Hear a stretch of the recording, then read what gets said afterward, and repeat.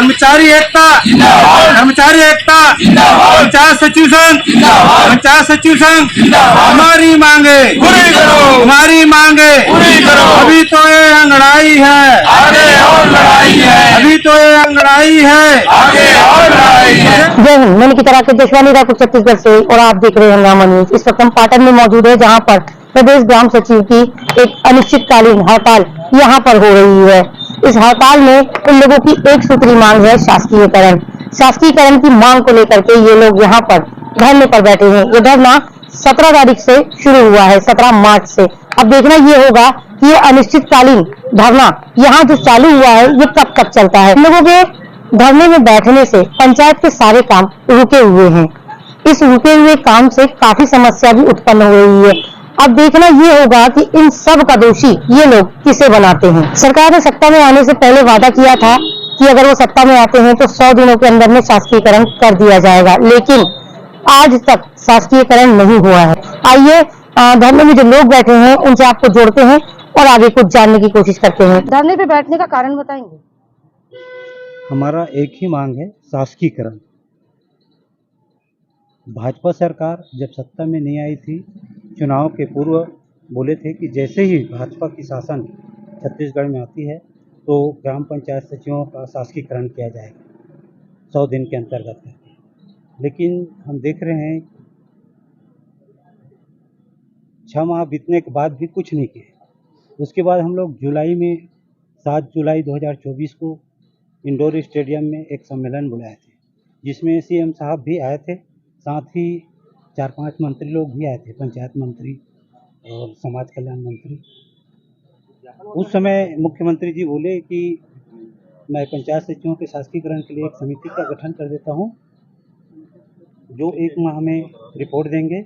जैसे रिपोर्ट मिलेगा उसके बाद शासकीयकरण कर दिया जाएगा। आज 9 माह बीत गया, समिति का रिपोर्ट नहीं आया और शासन इस संबंध में गोलमोल जवाब दे रही है।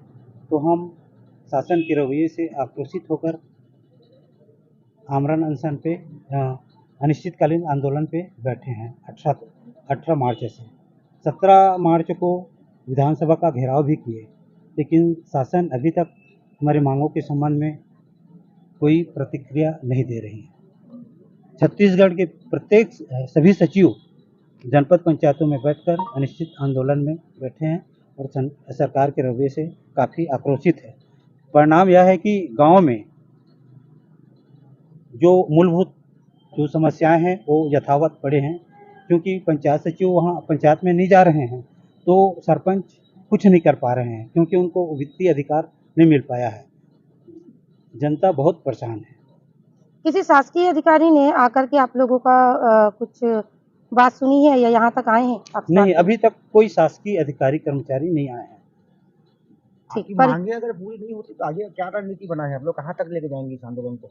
जैसे प्रांतीय संगठन जो निर्णय लेगा उसके हिसाब से आंदोलन को उग्र किया जाएगा। परिचय मानसी नाविक, सचिव जनपद पंचायत पाटन। जैसे कि आपके साथी ने बताया जी कि सरपंचों को वित्तीय अधिकार नहीं है, इसलिए 1 माह से आप लोग अनशन में बैठे हुए हैं, तो इससे जो ग्रामीणों की समस्याएं उत्पन्न हो रही है, इसके लिए जिम्मेदार कौन है? एक चीज बताना चाहूंगा मैं कि पंचायत सचिव जो है वो पंचायत की रीढ़ मानी जाती है। शासन की विभिन्न प्रकार की योजनाएं जो है वो पंचायत स्तर में ग्रामीणों के संचालन में प्रमुख जो भूमिका है वो सचिव का रहता है।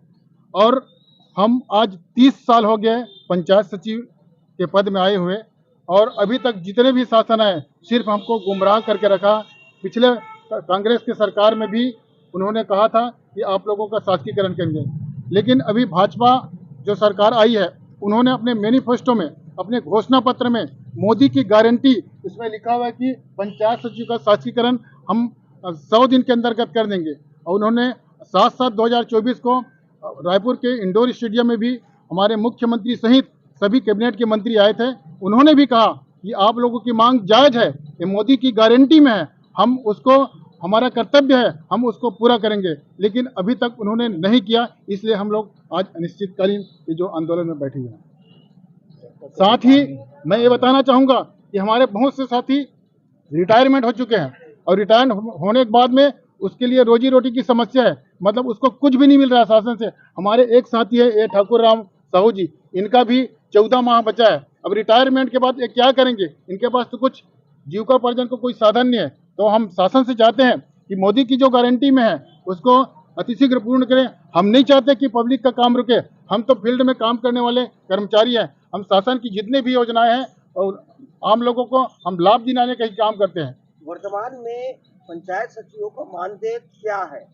अभी वर्तमान में हमारा 1900 ग्रेड पे और 2400 ग्रेड पे मिल रहा है, लेकिन सिर्फ ये नौकरी तक के है। उसकी जैसे हम रिटायरमेंट हो जाएंगे हमको शासन से 1 रुपया नहीं मिल रहा है, उस समय हम लोगों की रोजी रोटी की समस्या होगी।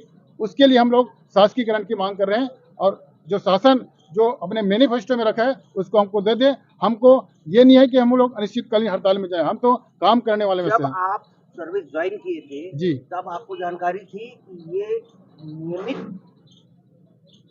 वर्क नहीं है, जी, ये आपको मालूम था कि नहीं मालूम उस समय हमको, मैं 1995 से कार्यरत हूँ, उस समय हमको 500 रुपये मिलता था।